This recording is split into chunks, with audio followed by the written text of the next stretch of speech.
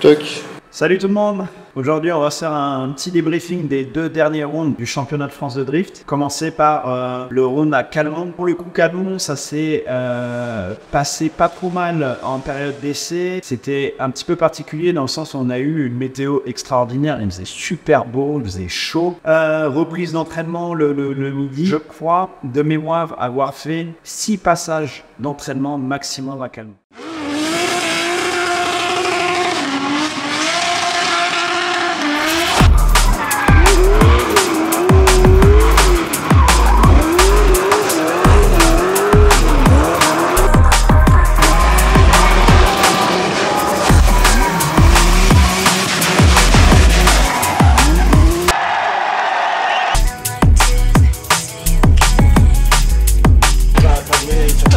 Et lui il filme en plus, voilà.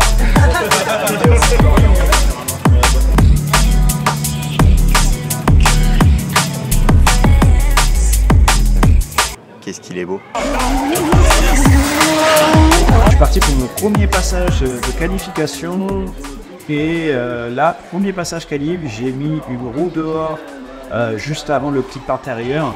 Ce qui fait que ça m'a légèrement levé l'avant, ça m'a déconcentré, la voiture est revenue en ligne, boum, je prends 0. Et puis bah là, quand je pars pour mon deuxième passage, je m'énerve un peu trop. Malheureusement, la voiture est revenue en ligne et j'ai pas réussi à bien la relancer comme il faut.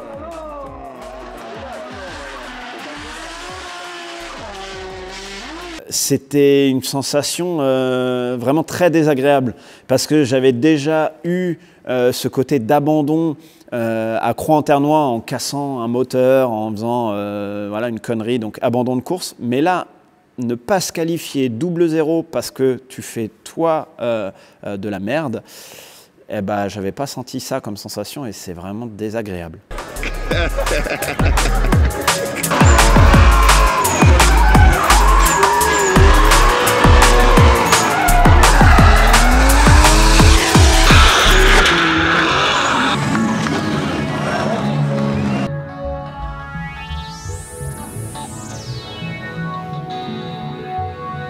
De la 3e place, je suis passé à la 7e place à la fin de Calmont. Et ouais, maintenant, round 6.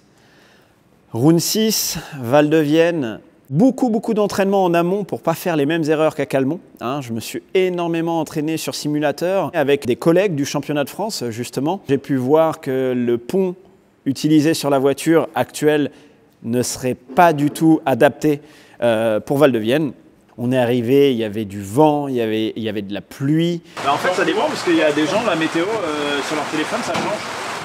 Il y avait un mec tout à l'heure, il y avait marqué grand soleil pour dimanche. Mais par contre, il était localisé à Marseille, quoi. Ah. C'est pour ça que ça marche pas, du coup. Marche pas bien. Ça pas...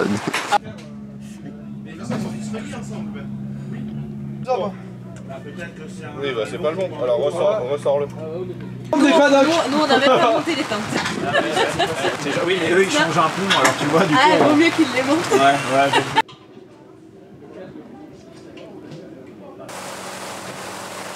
Mais donc, ouais, le vendredi, installation de tout le paddock pour espérer revenir sur le podium, puisque la première place est inatteignable, la deuxième potentiellement, mais il va falloir s'énerver et reprendre la 3e place du classement, ça, c'est faisable.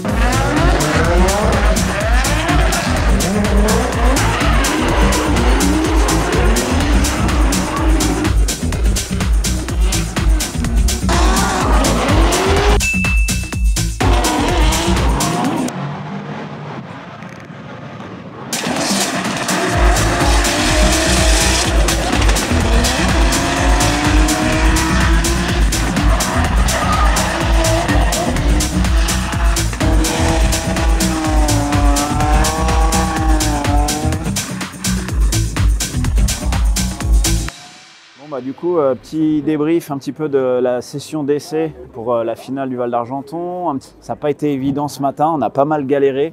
J'avais l'arrière qui me poussait l'avant et du coup ça fonctionnait pas, je faisais des understeer à gogo. Et début d'après-midi, ça s'est mis à être sur le sec et là on s'est rendu compte que les réglages allaient bien, la voiture allait vite. On est pressé de voir ce que ça va donner demain puisque là on est sur la grille walk, donc sur la grille de départ. On peut avoir le public comme ça, parler avec tout le monde, échanger, parler de la voiture, de la journée, de tout ce qui s'est passé et tout, donc ça c'est grave cool. Bonjour Michel. Je crois pas qu'il y ait de bonnes. Oh putain, il casse. I got a condo in Manhattan. Baby girl, what's happening? You and your ass invited, so gonna get to clapping. Go pop it for a plan, pop it for me. Turn around and drop it for a plan. It's the tail for dinner. Julio served that scampi. You got it if you want it. Got it if you want it. Said you got it if you want it. C'est pas moi qui roule, c'est lui. Now jump in the Cadillac. Girl, let's put some miles on it. Dimanche matin, qualification. Les gars ont commencé à faire check-up méca de toute la voiture juste avant de partir, hein, comme on fait systématiquement. Ils vérifient bien tous les serrages, que tout est OK. J'arrive sur le paddock et là, je me rends compte que la voiture, elle est levée, la roue, elle est enlevée et il y a 3 personnes sous la voiture. Ah ouais, c'est le ICAS, c'est le ICAS. Oh là là là.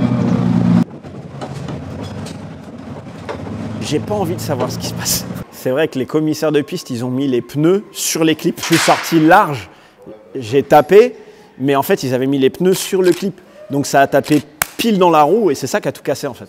C'est sûr, après, on a regardé avec Damien, sur mon aile arrière, l'impact, il est au niveau de la roue. Donc en fait, c'est ça qui a tapé et qui a tout pété.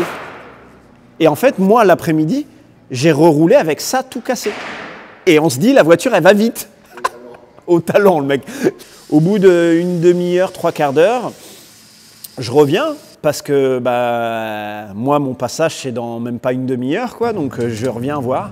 Et là, quand j'arrive sur le stand, il y a un poste à souder qui est sorti. Merci David Meunier de nous avoir prêté tout le matériel nécessaire. Et feu, je pars sans me poser la moindre question.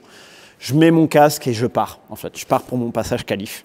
Donc qualif, je me mets dans ma bulle et tout, je me concentre, je fais un premier passage qualif et ce passage qualif est vraiment cool parce qu'il me donne, bon quand je fais le passage, je crois que j'ai la première ou deuxième place provisoire.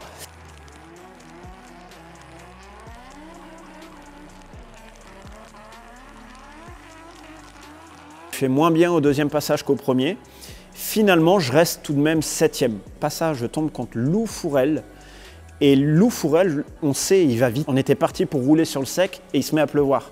On remonte les pneus avant Super Sport, les pneus arrière Super Sport, on fait le réglage des amortisseurs, tout. On va se présenter en grid et il pleut plus. Ça commence à sécher. Je pars contre Lou Fourel en leader, vu que je suis 7e. La voiture, elle regrippe. Je sens que c'est sec.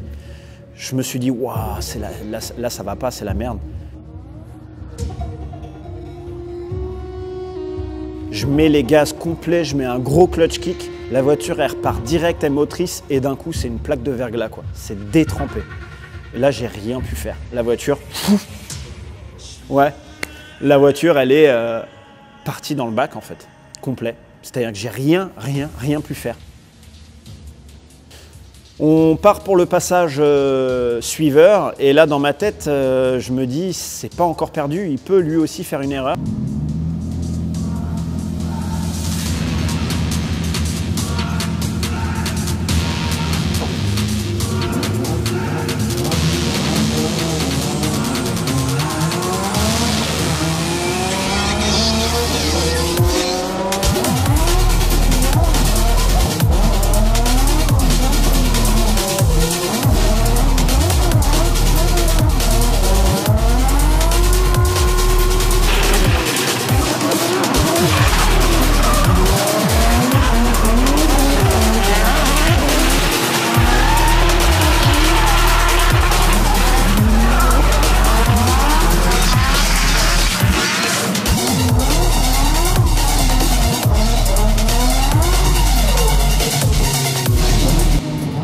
Il a validé son passage leader tranquille, donc défaite en top 32 contre Lou Fourel. est-ce qu'on a eu suffisamment de points pour réussir à prendre quelques places au championnat? Est-ce qu'on va être au pied du podium? Est-ce qu'on va être sur une des marches du podium?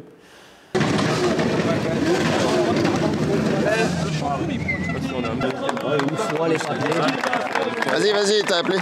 C'est vrai, tout ça? Oui. Ouais, c'est toi, vas-y.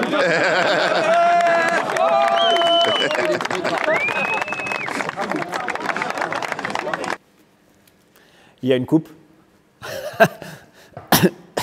Ce qui veut dire qu'il y avait bel et bien une place sur le podium. Et ça, c'est cool. En fait, une belle 3e place au championnat de France de drift, appelée sur le podium. Enfin, un podium pro. Ouais, enfin monté sur le podium. Donc j'avais fait un podium dans la catégorie loisirs, la 2e place. Je fais la 3e place sur la catégorie pro. On va essayer de tout faire pour au moins remonter sur le podium en catégorie élite maintenant. Et se fixer des objectifs, en tout cas atteignables pour 2024. Et on va déjà penser aussi à 2025. Et bien maintenant, focus sur 2024. On est en plein préparatif pour cette nouvelle saison. On va certainement faire évoluer cette voiture qui est déjà extrêmement performante. On se rend compte, elle arrive quand même à rivaliser face à des armes de guerre. Je tiens à remercier en fait toutes les personnes qui me soutiennent, qui m'aident pendant, avant, après ce championnat de France de drift. Je pense au team, le team entier présent toute l'année avec moi, qui m'accompagne, qui me supporte tout au long de l'année avec mes caprices et mes délires, qui me supporte en course avec mes besoins de changer des réglages et de modifier plein de choses. Un énorme merci à Tony qui est derrière la caméra et qui nous fait ces images toute l'année.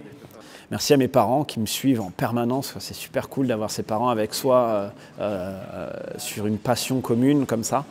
Merci à tous ceux qui m'envoient des messages régulièrement pour me féliciter, pour m'encourager, pour me dire qu'ils sont contents de voir un petit peu cette voiture, de pouvoir venir discuter un petit peu avec moi. Ça fait toujours plaisir de prendre un petit peu le temps de parler avec vous. Je tiens à remercier mes partenaires et sponsors, car sans eux, honnêtement, je ne pourrais pas faire grand-chose tout seul. Donc, merci du soutien. On a établi des dossiers de sponsoring prêts sur lesquels on explique tout, comment nous aider, quel budget pour une saison, vraiment tout complet. Et d'ailleurs, je suis toujours en recherche de partenaires. Donc, si vous avez des contacts, des sociétés, que vous travaillez vous-même dans une société qui pourrait aider financièrement des sportifs, c'est avec grand plaisir que je prends le temps de leur répondre. Vous pouvez me contacter par mail, me contacter sur les réseaux sociaux, peu importe. On est vraiment à l'écoute de ça.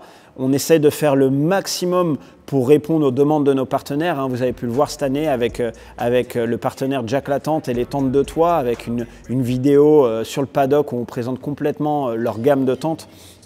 Merci tout le monde. J'espère vous retrouver l'année prochaine. J'espère que vous serez encore plus nombreux à nous soutenir, à soutenir le team, puisqu'il n'y a pas que Frédéric Ouivet en course, il y a tout le team Ouivet, il y a tout le team Drift of Spirit, puisque oui, c'est le nom de l'association, Drift of Spirit.